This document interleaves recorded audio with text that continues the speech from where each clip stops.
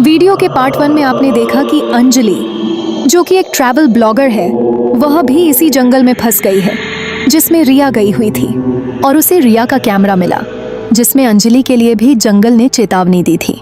कहानी वहां खत्म नहीं हुई थी बल्कि यहीं से शुरू हुई थी। अंजलि बहुत ही चालाकी से उस जंगल से निकलने में सफल हो गई। शायद किस्मत को कुछ और ही मंजूर था। और फिर ट्रैवल ब्लॉगर अंजलि ने रिया के गायब होने की खबर और उसका मिला हुआ कैमरा यूट्यूब पर डाल दिया था। वो वीडियो वायरल हुआ, लाखों लोग हैरान रह गए, लेकिन कुछ लोगों ने कहा यह सब स्क्रिप्टेड है। पर अंजलि जानती थी ये स्क्रिप्टेड नहीं, शापित था। उस दिन के बाद से अंजलि की जिंदगी बदल गई थी।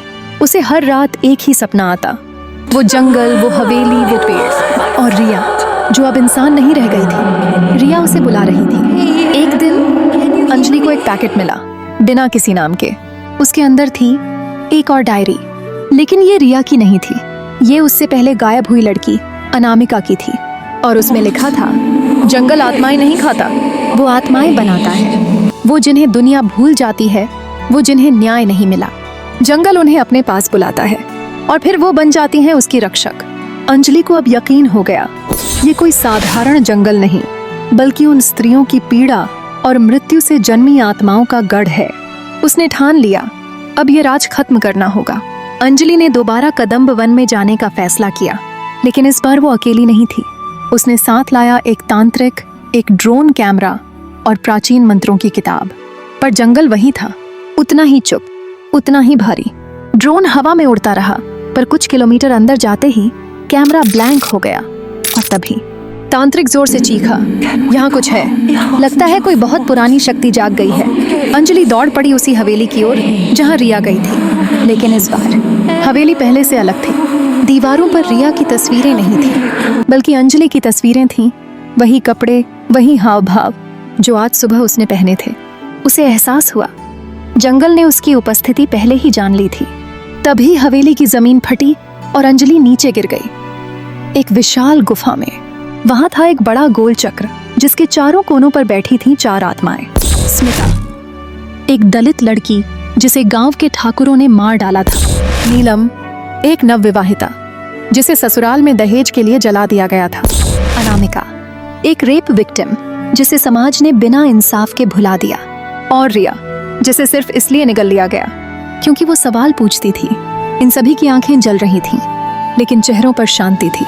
अंजलि कांप गई, लेकिन तभी रिया बोली, तू वो पहली है जिसने भागने की जगह समझने की कोशिश की है।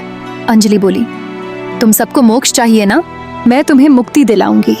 रिया ने कहा, नहीं, हम मोक्ष नहीं चाहते।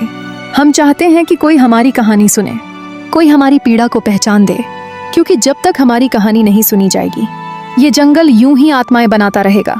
तांत्रिक ने मंत्रों से एक यज्ञ शुरू किया आत्माओं की मुक्ति का, पर तभी जंगल कांप उठे।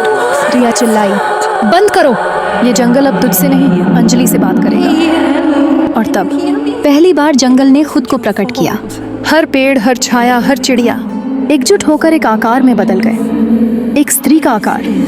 उसने कहा, मैं वो हूँ जिसे समाज ने मारा, मैं वो हूँ जिसे न्याय नहीं मिला, मैं वो हूँ जिसे हर जन्म में कुचला गया। अब मैं जंगल बन चुकी हूँ और जब तक दुनिया हमारे दर्द को मजाक समझेगी, मैं हर साल एक को बुलाऊंगी। अंजलि ने सिर झुका दिया और बोली, मैं वादा करती हूँ, मैं तुम्हारी कहानियाँ सबको सुनाऊंगी। हर वो आवाज़ जो दबा दी गई, मैं उसे मंच दूंगी। हर उस लड़की को न्याय दिलाऊंगी जिसके साथ अन्याय हो रहा है। लेकिन मुझे जाने दो, मुझे जिंदा रहकर तुम्हारी गवाही देनी है। फिर जंगल ने धीरे से कहा, जा, लेकिन याद रख, अगर झूठ बोली तो अगली रिया तू होगी। अंजलि बाहर निकल आई। आज वो एक प्रसिद्ध लेखक और डॉक्यूमेंट्री फिल्म मेकर है। उसने हर साल एक नई फिल्म बनाई। उनकी कहानी और हर फिल्म एक गुमशुदा लड़की की सच्चाई पर आधारित होती है। लेकिन वो अब भी हर रात सोने से पहले एक बात कहती है, मैंने जंगल से वादा किया है, मैं सच बोलूंगी, वरना अगली रिया मैं खुद बन जाऊंगी। इसलिए समाज में बुराई नहीं, अच्छाई फैलाइए, ताकि फिर किसी को जंगल बनकर किसी की हत्या न करना पड़े। अगर आपको यह कहानी पसंद आई हो तो वीडियो को लाइक करें और चैनल को सब्सक्राइब करना ना भूलें। ऐसे ही और रोचक कहानियों के लिए धन्यवाद।